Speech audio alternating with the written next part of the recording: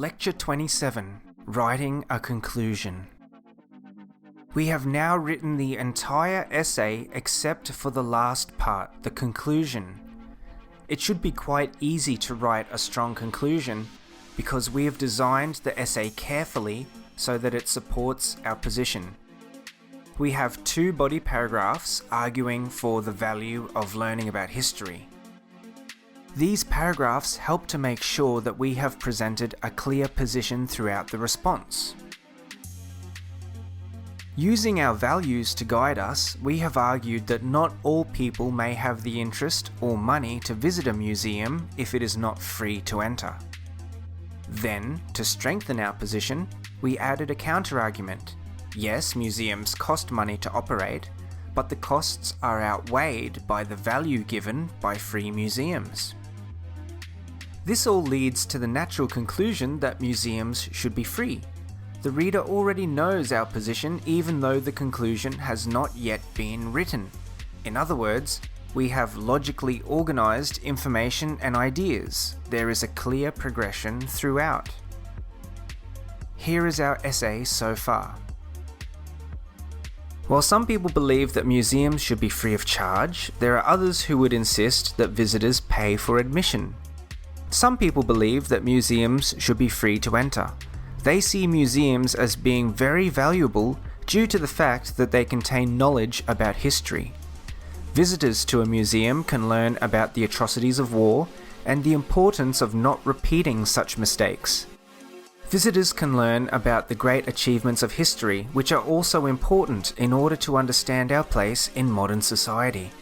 Museums are places that should be visited by all members of the public. Another reason why museums should be free to visit is that education about history should be available to everyone. While it is certainly possible to read about history in books or to watch documentaries, neither activity can match the experience of entering a museum and marveling at the display. Museums offer a unique educational experience, especially for children who might not otherwise have the interest or the money to learn about history. For this reason, the opportunity should be freely accessible to all people regardless of their financial situation. On the other hand, critics may argue that museums are expensive to operate and that public money could be better spent in other ways. It is true that museums cost money to operate, requiring regular building maintenance and cleaning. There are also expenses related to the employment of staff and the maintenance and the preservation of delicate artifacts. While some would argue that public money would be better spent in areas such as infrastructure, healthcare, and sports facilities, it seems reasonable to allocate a portion of the budget to the relatively low costs of a museum's overheads. All we need to do now is to summarize the argument and repeat our position in the conclusion. Let's use binding for the last sentence, placing the counter-argument in the dependent clause and our opinion in the independent clause for a powerful effect.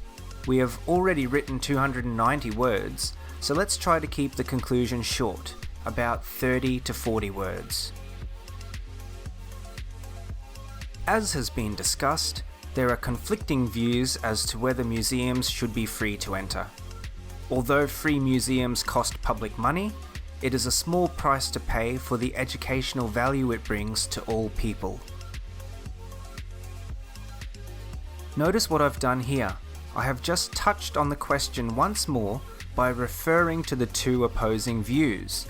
Then I have finished with the idea that the value of free museums outweighs the cost of making them free to enter.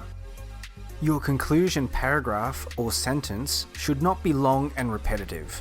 Do not repeat all of your main points from the body paragraph.